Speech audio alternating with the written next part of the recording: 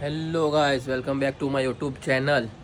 તો આપના બધા લોકોનું નવા એક વ્લોગમાં હાર્દિક સ્વાગત છે. હું ગાઈસ આજનો વ્લોગ ચાલુ કરી રહ્યો છું ટેરેસ પરથી. બધા વ્લોગ ઘરની અંદરથી ચાલુ કરીએ છીએ, તો આજે ટેરેસ પરથી વ્લોગ ચાલુ કરીએ. તો જુઓ બહારનો માહોલ. 7:30 થાય છે ગાઈસ, 7:30 થઈ રહ્યા છે. 8 નથી વાગ્યા કે 7 નથી વાગ્યા, 7:30 થાય છે. તો હવે હું બહાર આવી ગયો છું દાણા નાખવા. સ્ટેન્ડ તો આપણે મંગાવી લીધું છે કે જે ટ્રાયપોડ જેને કહી શકાય, કે ફોન એને ભરાઈને શૂટિંગ કરી શકાય, પણ હજુ એનું મુહૂર્ત નથી આવ્યું. બસ એનું ધીરે ધીરે મુહૂર્ત કરશું હવે. ઓકે, નહીં તો તમને દાણા નાખતા બતાવતા, આમ તો બતાવેલું જ છે પહેલાં, તમને યાદ હશે. જુઓ ગાઈસ, મેટ્રો આવી ગઈ છે પાછી. જ્યારે નવી નવી હતી ત્યારે ઉત્સાહ હતો મેટ્રો જોવાનો, પણ હવે એવો કે ઉત્સાહ રહ્યો નથી. એટલે કોઈ બી નવું વસ્તુ લઈએ કે નવું વસ્તુ પસંદ કરીએ તો પહેલાં ઉત્સાહ હોય, પછી ઉત્સાહ નહીં હોતો. એવું વસ્તુમાં હોતું રહેતું હોય છે. તો ગાઈસ, દીવો ચાલુ છે ભગવાનનો, જોઈ શકો છો.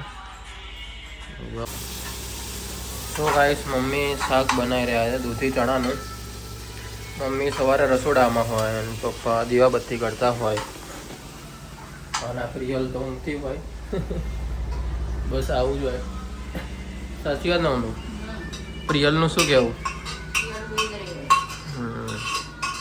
પ્રિયલ શું રહી હોય, એક રૂમમાંથી બીજા રૂમમાં જાય, ત્રીજા રૂમમાંથી બીજા રૂમમાં જાય. આઠથી ચાલુ છે. જો આજે અહીંયા અમારા રૂમમાં આવી ગઈ છે, અહીંયા સૂઈ ગઈ છે. જે ત્યાં પપ્પા અંદરના રૂમમાં આવે મંદિરમાં દીવો કરવા માટે, પંખો બંધ કરી દે એટલે અરે ઉઠીને અહીંયા આવે. જો અમે અહીંયા હોય ને તો એ ઉઠીને મમ્મીના રૂમમાં જાય. એ આમથી આમ જ કરતી હોય છે. અને સવારમાં ઊંઘ એટલી આવતી હોય ને ભાઈ, અને જ્યારે ઠંડી હોય ને ત્યારે ઊંઘ બહુ આવતી હોય છે સવારે. હવે તો થોડુંક નોર્મલ થઈ ગયું, હવે એટલી ઊંઘ નહીં આવતી. બસ ગાઈસ, તો આ જ રૂટીન હોય છે. રૂટીનમાં કંઈ ખાસ નહીં હોતું. બતાવીશું તમને ધીરે ધીરે, કંઈક અલગ અલગ કરશું આપણે ધીરે ધીરે. જ્યારે બધા નવા લોકો આવશે, જોડાશે, ત્યારે કંઈક કરવાની હજુ મજા આવશે. હજુ આપણી ચેનલ નાની છે, મોટી થતાં વાર નહીં લાગે. મોટી તો થઈ જ જશે, બરાબર ગાઈસ છે. કારણ કે ધીરે ધીરે જે આપણે વ્લોગ નાખતા જ રહીએ છીએ, બંધ નથી કર્યું વ્લોગ નાખવાનું, નાખીએ જ છીએ અને નાખતા રહીશું. ગમે તેવા વ્લોગ હશે નાખશું, પણ તમારો સપોર્ટની જરૂર પડશે, તો સપોર્ટ કરતા રહેજો. તો જ મોટી ચેનલ થશે, બાકી મોટી ચેનલ નહીં થાય. પણ આપણે હંમેશા સારું વિચારવાનું, બી પોઝિટિવ વિચારીશું તો મોટી ચેનલ થઈ જ થશે.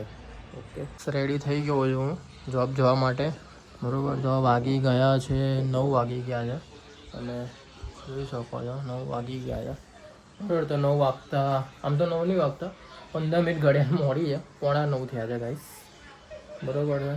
તો હવે નીકળીએ છીએ, બધા બેઠા છે આરામથી.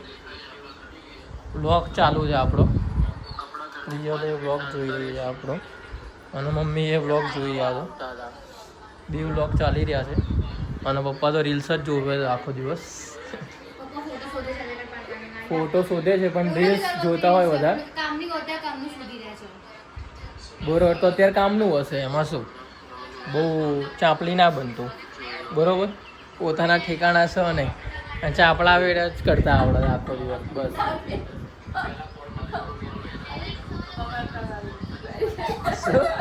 મમ્મી કંઈક બોલા છે પણ કંઈ ખબર નહીં પડી રહી.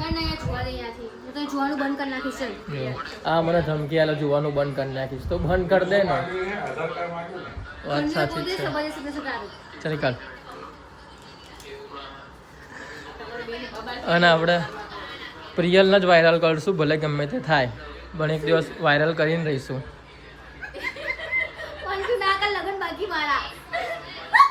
ભલે ને, બાકી એમાં શું, જે નસીબમાં લખ્યું હોય, તારી વાત કરું, જે નસીબમાં લખ્યું હોય તો થવાનું જ છે. અત્યાર સુધી તો એવું માનીને જ ચાલી છે રહી, એટલે પછી તો એ જ હોય ને.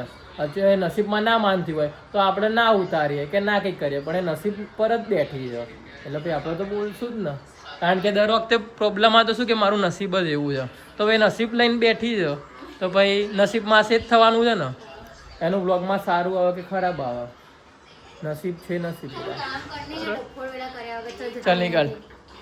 જોઈ લો ગાઈસ, આ છે પ્રિયલનો અસલી રંગ.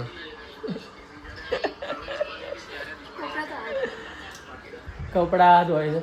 જે કાલનો બ્લોગ તમે જોશો એમાં રિવેલ છે કે પ્રિયલ એકના એક કપડાં પહેરે છે એટલે બ્લોગમાં નથી આવતી. એ બ્લોગમાં બતાવ્યું છે, એની જોડે છે જ નહીં. તો હવે ગાઈસ, હવે આપણે મળીશું ડાયરેક્ટ સાંજે. ત્યાં સુધી બધાને બહાર. હેલો ગાઈસ, તો અત્યારે હું ઓફિસથી નીકળી ગયો છું.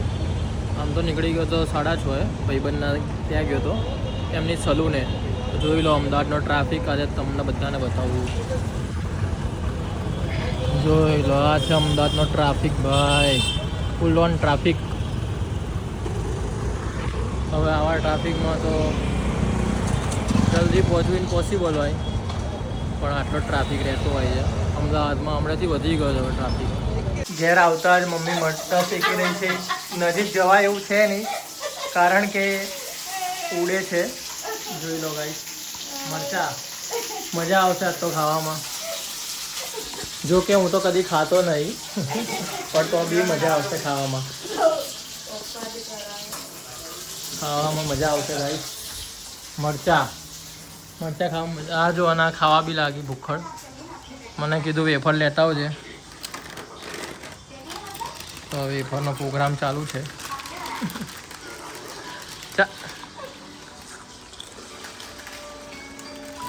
આ વેફર કોના કોનો ભાવે છે જણાવજો કોમેન્ટમાં.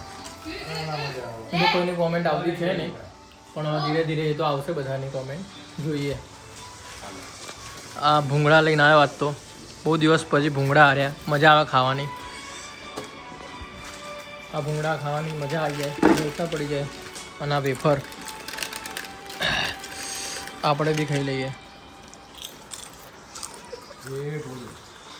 ટી શર્ટ નહીં પહેરી, અરે શર્ટ નહીં પહેર્યો, કાઢી દીધો તો. વાંધો નહીં, તો ચાલ્યા કરે, બધું ચાલે ભાઈ જીવનમાં. શું લઈને આવ્યા હતા ને શું લઈને જવાના છીએ. બસ તો ગાઈસ, હવે ખાવાનો પ્રોગ્રામ છે, ઘેર આવી ગયા છીએ, હવે ખાઈ લેશું. સો બસ ગાઈસ, આજના બ્લોગમાં આ જ હતું. અને આ અત્યારનો જે હું વ્લોગ ઉતારી રહેલું છું એ 12મો વ્લોગ આપણો ઉતરી રહ્યો છે ગાઈસ. જોતા જોતા આપણે 11 વ્લોગ પૂરા કરી નાખ્યા છે.